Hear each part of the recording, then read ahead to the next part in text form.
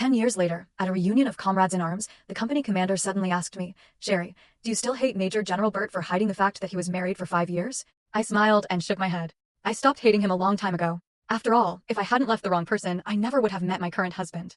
As I spoke, I casually showed the wedding ring on my finger, then pulled out wedding invitations and handed them to everyone present. "I'm getting married next month. All of you must come celebrate." The moment those words left my mouth, the private dining room fell silent. Every eye turned to the man who had just crushed a glass in his bare hand. His eyes were bloodshot, as if he wanted to devour someone. Even so, I was surprised to see him lose control like this. After all, back then, in the 5th year of our long-distance relationship, I had secretly gone through the discharge process and traveled more than 2,000 miles to San Antonio, hoping to surprise him and marry him. When the veteran at the reception desk heard I was looking for Bert, he gave me a strange look. "Major General Bert is in a strategy meeting. Please wait in the reception area first." I was secretly shocked. Bert had never mentioned being promoted. Just last week, during a video call, he had complained about the heavy burden on his shoulders and how slim his chances of promotion were.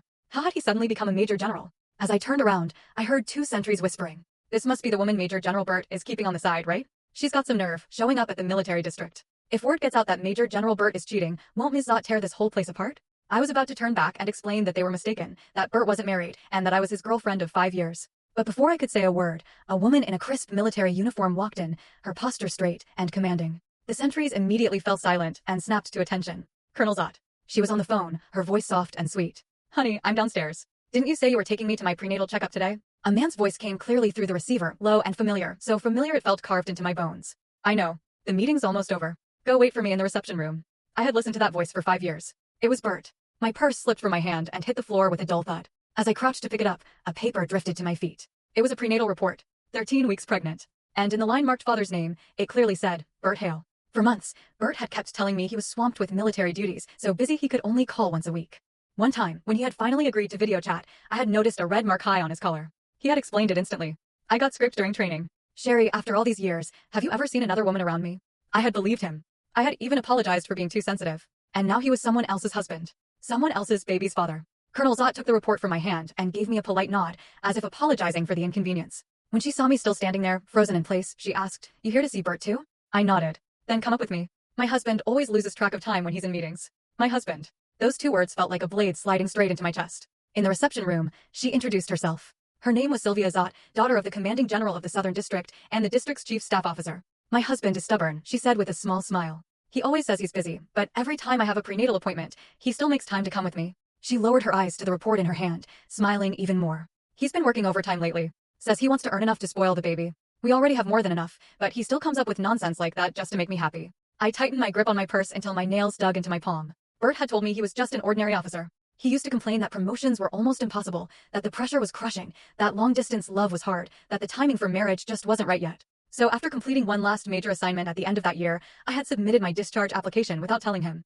I had come all the way to San Antonio to get our license and finally start a life together. Then a set of firm footsteps sounded outside the door. A few officers passed by the reception room, all greeting Sylvia respectfully. "Colonel Zott, waiting for Major General Hale again?" And then Bert walked in. The men beside him laughed and teased him. "Major General Hale, your wife's here to check up on you again." Sylvia went to him naturally and slipped her arm through his. "Honey, what kind of meeting takes this long?" He lowered his head, kissed the top of her hair, and coaxed her gently. "It ran late today. My fault. Next time I'll be quicker." Then he looked up and saw me. The smile on his face froze. For a single second, his expression cracked. Then it smoothed back into calm. "How did you get here?" he asked, his voice distant, almost cold. Sylvia turned to me. "Honey, who is this?" The officers around us exchanged glances, then one of them laughed and answered for him. "Who else could she be? Just a friend of Major General Hale's. Don't worry, Colonel Zott. Everyone knows how devoted he is to you." Bert stepped forward, placing himself between Sylvia and me as if my very existence were inconvenient. "She's a classmate from the academy," he said evenly. Then he looked to the orderly beside him. "Escort this comrade out. Don't let her interfere with work." I stared at him in disbelief. But his eyes never returned to me. They stayed on Sylvia, warm and careful, while the orderly came to usher me away. Bert just held Sylvia's hand. "Come on. I'll take you to the hospital." She rose on tiptoe and kissed his cheek with a smile. "You're the best." As they passed me, Sylvia glanced back and said softly, "Honey, isn't it a little rude to leave your classmate like this?" Without even turning around, Bert answered, "She's not someone I know that well. She's not important. Not someone I know that well." My tears burst out before I could stop them. People passing through the building, officers, clerks, civilian staff, shot me all kinds of looks. Curiosity, mockery, contempt. 7 years of knowing him. 5 years of loving him from a distance. Crossing mountains and states to reach him. And in the end, all I got was one sentence. Not someone I know that well. 3 days earlier, he had texted me, "Shari, just give me a little more time. When I make Major General, I'll file the marriage paperwork." For that one promise, I had given up a career that was finally taking off. I had come all this way with my whole future in my hands. I never imagined the future I was running toward was a lie from beginning to end. My phone buzzed. A message from Bert. Go with the orderly for now.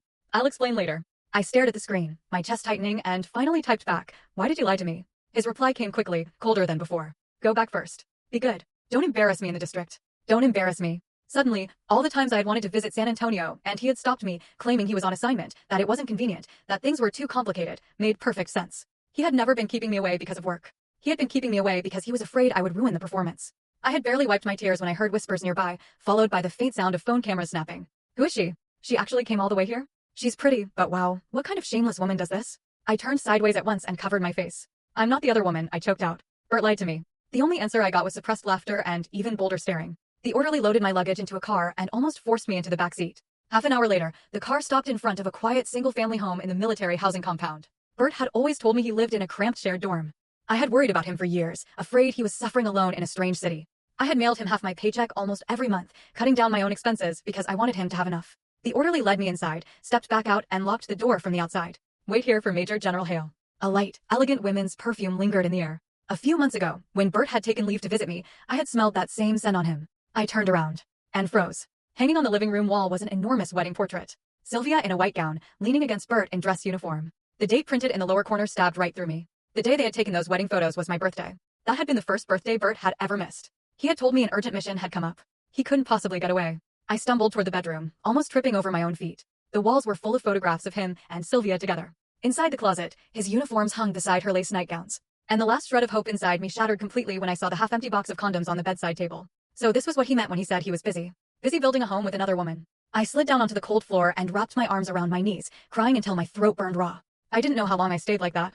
Only that by the time the front door opened again, it felt like my whole life had already turned to ash. When Bert saw my swollen red eyes, he strode over and pulled me into his arms. "Shari, I'm sorry." His voice was full of guilt, almost tenderness. "When my father got sick again, I had to come back to San Antonio and take care of him. Your background was too ordinary. My family would never have agreed to our marriage." I shoved him away before he could finish. "So you married someone else?" My voice shook so badly I barely recognized it. "Bert, what were those 5 years to you?" He looked down at me and the softness in his eyes cooled. "Shari, Sylvia and I are a good match. It benefits both families." He paused, then said the part that made my blood run cold. "Sylvia said that as long as you behaved yourself, she could tolerate keeping you by my side." I looked at him through tears, almost unable to believe the man standing in front of me was the same one I had loved for years. He lifted his hand, wanting to wipe my face, but I turned away. He sighed. "We've been together a long time. I won't mistreat you. If you want to stay in San Antonio, I can arrange a position for you in the district system. You can stay close to me from now on." That was when I slapped him. Hard. The sound cracked through the room. In his stunned silence, I grabbed my suitcase and ran out without looking back.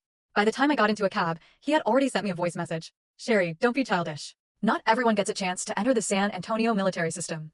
I'm giving you 3 days to think." Then he transferred me $200,000. In the past, to preserve his image as some struggling officer, he had never sent me more than a few $100s at a time. Now that the mask was off, he could casually send 6 figures in one click.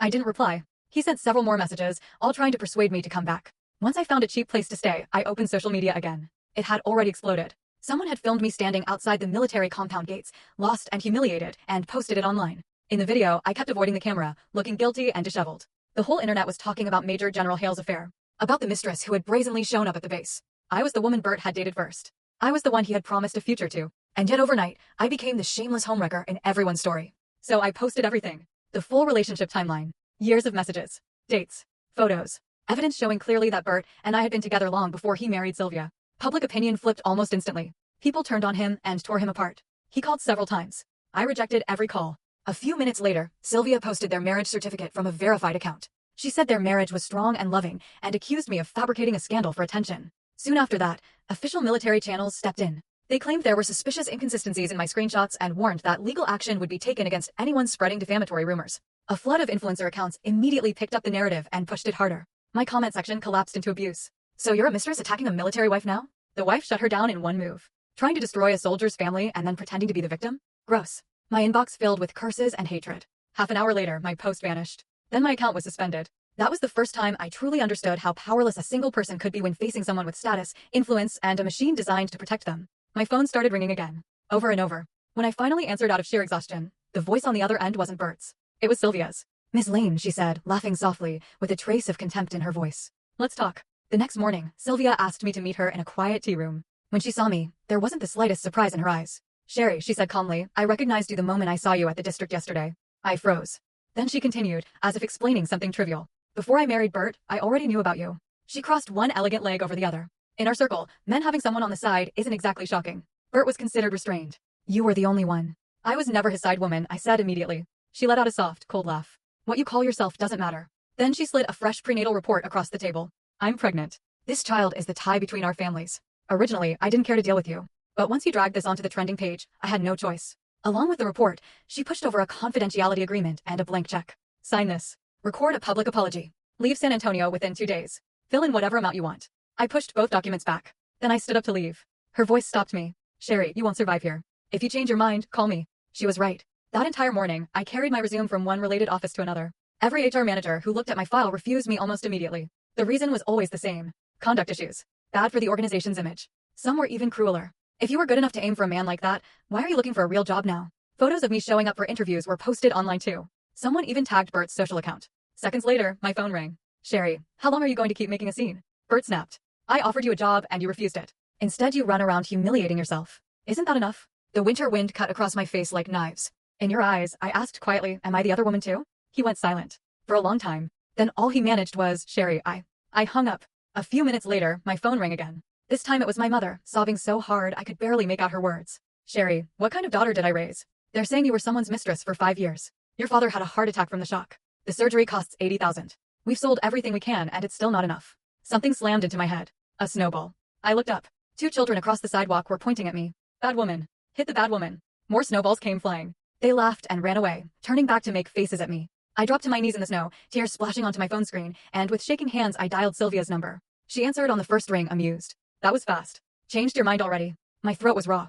I'll do it. She brought me to a live stream studio used by an online media company. After I signed the confidentiality agreement, I sat in front of the camera and read from a script in a numb voice. Hello everyone. I'm Shari Lane. Regarding the recent false information circulating online, I would like to formally apologize to Ms. Sylvia Zott and Mr. Bert Hale. I fabricated chat records to attract attention. Mr. Hale and I were merely classmates from the academy. The viewer count shot up. The live comments were all insults. Get out of San Antonio. Trash. Homewrecker.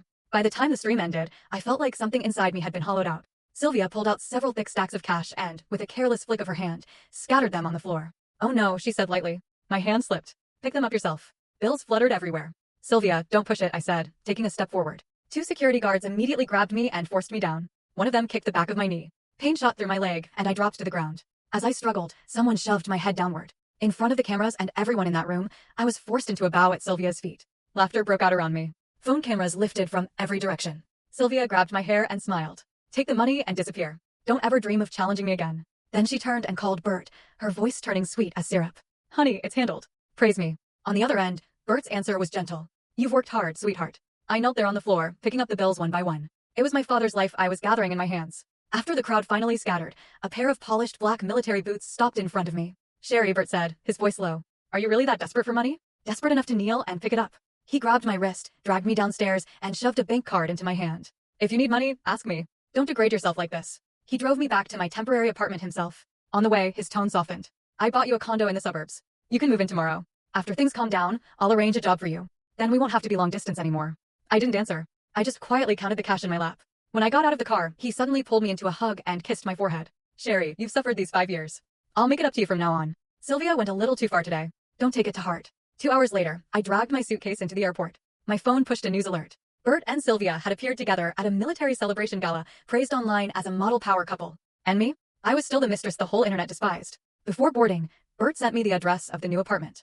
I replied without hesitation. Bert, we're done. Then I blocked him everywhere. No accusations. No more tears. The 5-year lie was over.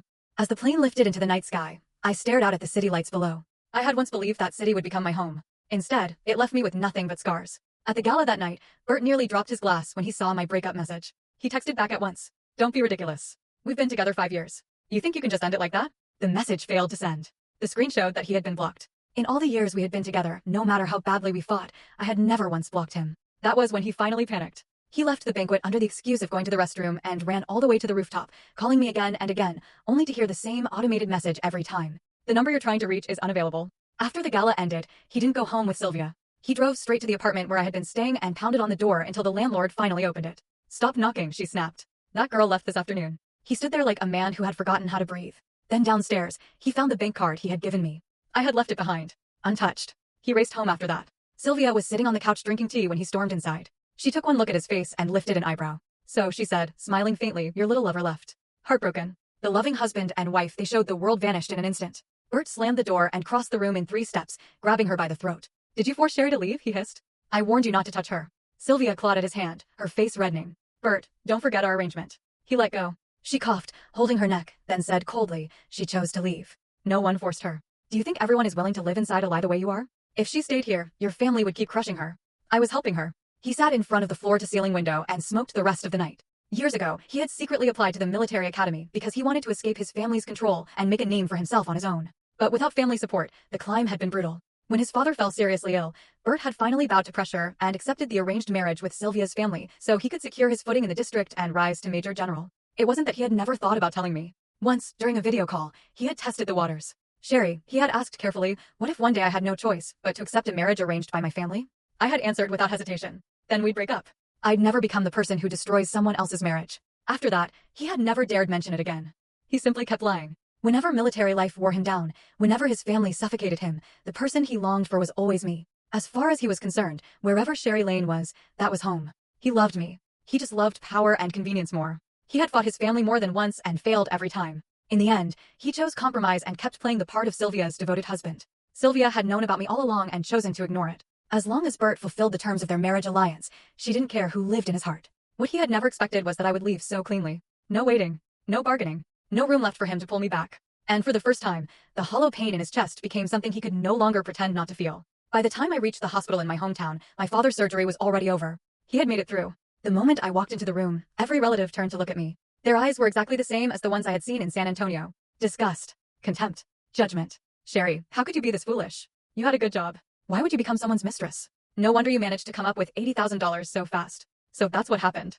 I was numb by then. I walked straight to my mother. Her hair looked even whiter than before, and her eyes were swollen from crying. "Mom," I whispered. Her voice trembled. "That money, was it from him?" With my old salary, there was no way I could have come up with that much so quickly. Of course, everyone had guessed. I shook my head and tears started falling again. "Mom, we broke up. I got this money by apologizing.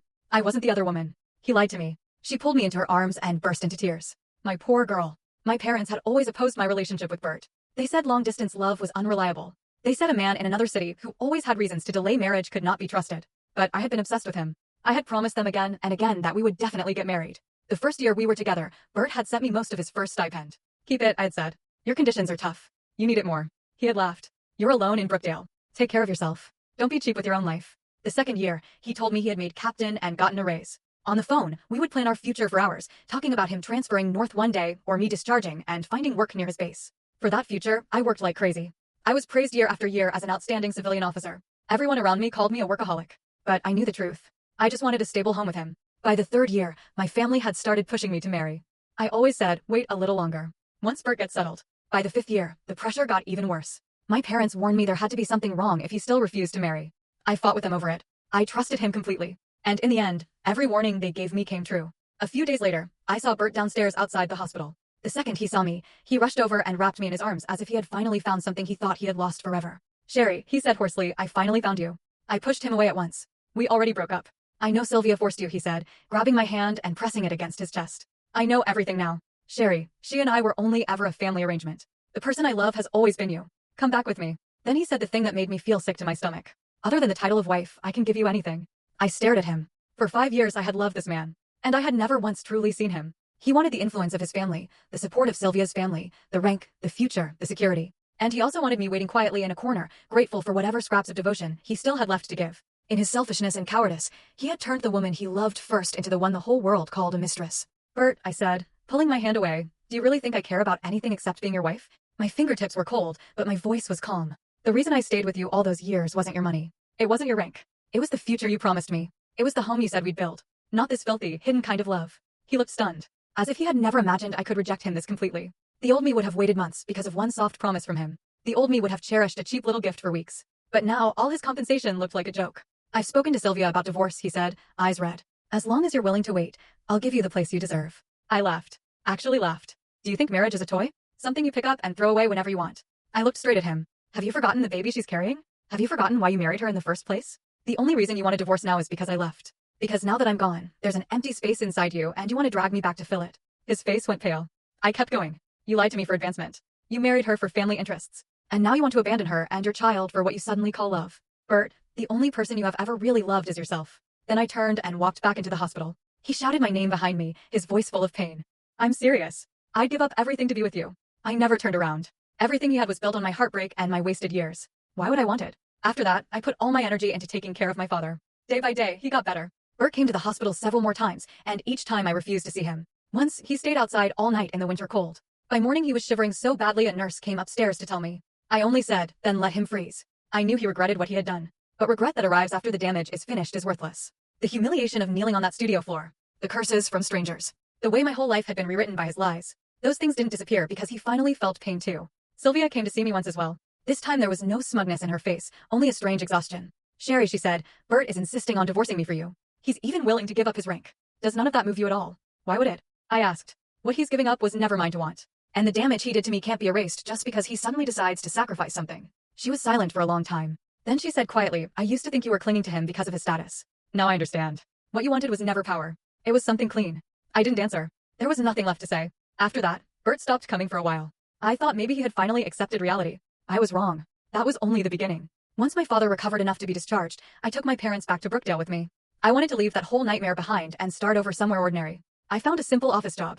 The pay wasn't amazing, but it was stable. My parents slowly emerged from the shadow of everything that had happened, and our home began to feel warm again. Then one afternoon, when I walked out of my building after work, I saw him standing downstairs. Bert. He had actually resigned from San Antonio. He had given up his position as Major General and followed me to Brookdale. He wasn't wearing a uniform anymore, just plain casual clothes. His hair was shorter, his face leaner, his whole body stripped of the hard sharpness he used to carry. He looked tired. Almost lost. Shari, he said the second our eyes met, I'm here. I frowned. What exactly do you want? You. He answered too quickly, too honestly. I know I was wrong. I know I lied to you, betrayed you, hurt you. But if there's any chance at all, let me make it up to you. I let out a cold laugh. Make it up to me? Can you give me back the 5 years I wasted? Can you return the dignity I lost when the whole internet called me a mistress?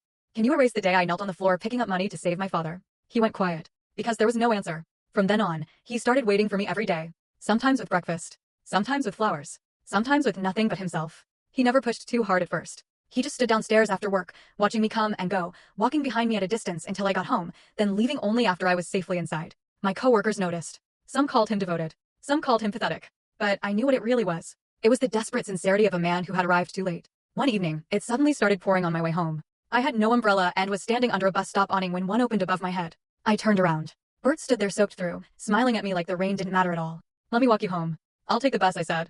In this weather? He held the umbrella more firmly over me. The bus isn't coming anytime soon. Let me take you. I didn't agree. But I didn't refuse either. So he walked beside me in the rain, silent the whole way, until we reached my building. Thanks, I said. I'll return the umbrella tomorrow. You keep it. Then he turned and ran back into the downpour before I could say anything else. I watched his back disappear into the rain, and for one dangerous second, something inside me softened. Only for a second. The next day I tried to return it. He wouldn't take it. Think of it as a gift. Bert, I said seriously, stop doing this. All it does is make my life harder. You should move on. Find someone who actually belongs in your life. He looked straight at me. I already found that person. Then, with that same stubbornness I used to love, he said, I'll wait as long as it takes. I said nothing, because I knew words would not make him stop. Days passed. Then weeks. Bert still waited downstairs almost every evening, rain or shine. Eventually, he stopped begging me for forgiveness and simply started taking care of the things around me in silence. If I worked late, warm takeout would appear downstairs. If I got sick, medicine would somehow show up at my door before I had even decided whether I needed it. Whenever the weather changed, a message would come. Wear something warmer tonight. It's going to rain. Don't skip dinner. Once, the lights in my apartment building hallway went out and I came home to a pitch-black stairwell. I stood downstairs for a second, uneasy. Then a beam of light cut through the dark. Bert stood a few feet away holding a flashlight. I'll walk you up. I didn't refuse. He lit every step until I reached my door. Thank you, I said quietly. His eyes softened. If you ever get off work late, text me. I'll come get you. I gave no answer and went inside. The moment the door shut, I leaned against it, my chest a mess of emotions I didn't want to name. I knew he was being sincere now. That was what made it so cruel. If he had only been this honest back then. If he had only chosen me cleanly, openly, bravely. But life doesn't bend backward for late sincerity. One afternoon, I got a call from an unfamiliar number. The voice on the other end was Sylvia's.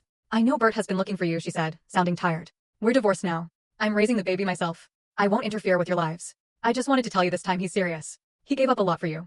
Can you give him one more chance? Sylvia, I said evenly, what happens between Bert and me has nothing to do with you anymore. And no, I won't go back to him. Her silence lasted several seconds. Then the line went dead. Her call changed nothing. What I wanted had never been for Bert to destroy his life, trying to compensate me. I had wanted the one thing he had refused to give me from the beginning. Truth. Not long after that, I met the man who would become my husband.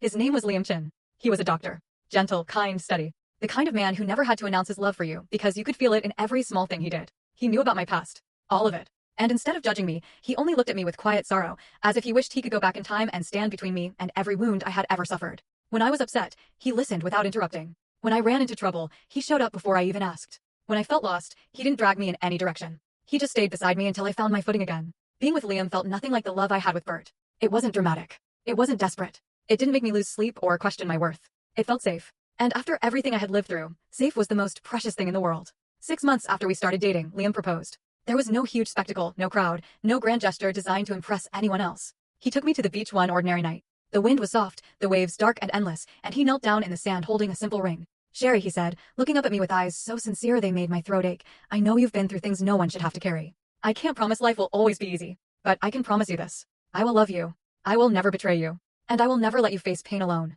Will you marry me?"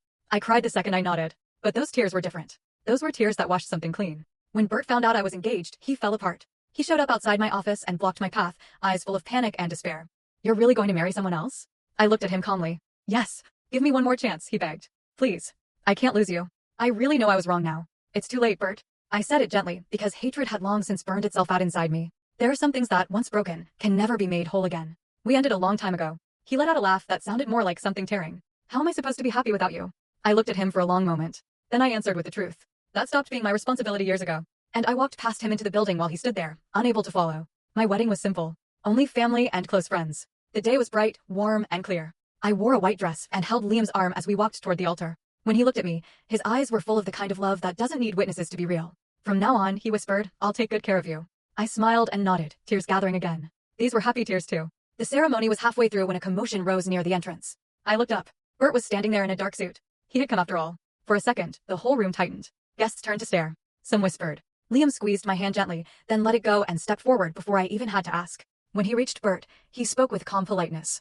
"Mr. Hale, thank you for coming to our wedding." Bert looked at Liam, then at me. His lips moved, but no words came out. Because for the first time, the truth was standing naked in front of him. I belonged to someone else now. Not because I had been stolen. Not because I had been manipulated. But because I had finally been loved the way I should have been loved all along. He looked at me one last time. There was regret in his eyes. Pain. A grief so deep it seemed to hollow out his whole body. Then he turned and left. Just like that. No interruption. No scene. No confession meant to force me into one final moment. Only silence. As I watched his back disappear beyond the doors, I felt no triumph. No pity either. Only release. The wedding ended in laughter, music, clinking glasses, and warm light. Later that night, when the guests were gone, Liam wrapped me in his arms and murmured, "The past is over. We'll only get happier from here." I rested my head against his chest and closed my eyes. "Yes," I whispered. "We will." And we did. Life with Liam was gentle in all the ways I used to think love couldn't be. We went to work together, came home together, cooked together, traveled when we could, argued over tiny things, and made up before bed. He spoiled me in quiet ways that mattered more than grand gestures ever could. Sometimes I still heard news about Bert through old friends. He eventually left Brookdale and returned to San Antonio. He found new work, but never remarried. Some people said he was still waiting for me. Some said he would never love anyone else again. But none of that had anything to do with me anymore. I used to think I would never trust love again. Then Liam appeared and proved to me that love was not supposed to be a battlefield full of secrets, humiliation, and compromise. Sometimes love is simply one honest hand reaching for yours and never letting go. Bert's regret was something he created with his own choices. He chased rank, family approval, status, and advantage, and in doing so, lost the most sincere love he had ever been offered. As for me, I had gone through betrayal, public shame, heartbreak, and the ruin of everything I thought my life would be. And still, I walked through it. Still, I kept going. Still, I found my own way to happiness. Not for fame. Not for pride. Not for the man who once swore I was his future. Only for the quiet hope that somewhere ahead, there was still a good person meant for me. That hope turned out to be right. So when I sat in that private dining room 10 years later, passing out wedding invitations and smiling at the old faces around me, I really meant it when I said I no longer hated him. Hatred is heavy. I carried it for years. But somewhere along the way, while building a life with Liam, taking care of my parents, waking up in peace instead of anxiety, I realized hatred had quietly loosened its grip on me. What remained was memory. And clarity. One of our old comrades coughed awkwardly and tried to lighten the mood. "Well, then we'll definitely be there." I smiled. "Good. Don't you dare skip it." Across the table, Bert's hand was still bleeding where the broken glass had cut into his palm. Someone beside him reached for a napkin, but he didn't seem to notice. He just stared at me, at the ring on my finger, at the invitation with my name and Liam's printed together, at the life he could have had and lost with his own hands. I was the one who finally broke the silence. "Make sure you come," I said lightly. My husband would love to meet everyone. That was what finally shattered whatever composure he had left. He pushed back his chair so hard it scraped harshly across the floor. "Shari," he said, voice rough and shaking, "did you really stop loving me that completely?" The room went still again. I looked at him for a long time, and then I answered honestly. "Yes." His face went white. I continued, because some endings deserve to be spoken clearly. The version of me that loved you died a long time ago, Bert. She died the day she stood in that reception room and heard another woman call you husband. She died the day you looked at her and said she was nobody important. She died the day she had to kneel on the floor and pick up money to save her father while you asked why she was humiliating herself. His throat moved, but he couldn't speak. I survived, I said softly. But the love didn't. For a second, his eyes filled with something so raw it almost looked like fear. Not fear of me. Fear of finally understanding that some losses are permanent. One of the men at the table quietly set down his chopsticks. No one dared interrupt. Bert's voice came out hoarse. I gave up everything. I smiled a little and shook my head. No, you gave up the wrong things too late. He closed his eyes. And in that moment, I truly saw the man he had become. Not powerful. Not imposing. Not the Major General who once stood untouchable under everyone's admiration. Just a man trapped forever in the consequences of his own choices. I stood up and adjusted my coat. Well, I said, glancing around the room, I have to go. My fiancé is waiting for me. Not husband yet. Next month. And the thought alone made warmth rise in my chest. As I walked to the door, I heard Bert behind me, his voice barely holding together. Shari. I stopped, but I didn't turn around. After a long silence, he said, I'm sorry. A decade too late, but sincere. I let out a slow breath and answered without bitterness. I know. Then I opened the door and stepped out. Winter air rushed toward me, sharp and clean. Outside, Liam was standing beneath a street lamp waiting for me, one hand in the pocket of his coat, the other holding the umbrella he had brought because he knew I never remembered to check the forecast. When he saw me, his whole face softened. There you are, he said. Cold? A little. He draped his coat over my shoulders without another word, then noticed my expression and asked quietly, you okay? I looked back once at the restaurant behind me. At the past. At the girl I used to be. At the wreckage I had somehow walked away from. Then I looked up at the man in front of me and smiled. Yeah, I said. I am now. He opened the umbrella over both of us, took my hand, and led me into the night. Behind me, there was regret. Ahead of me, there was love. And this time I walked toward it without fear.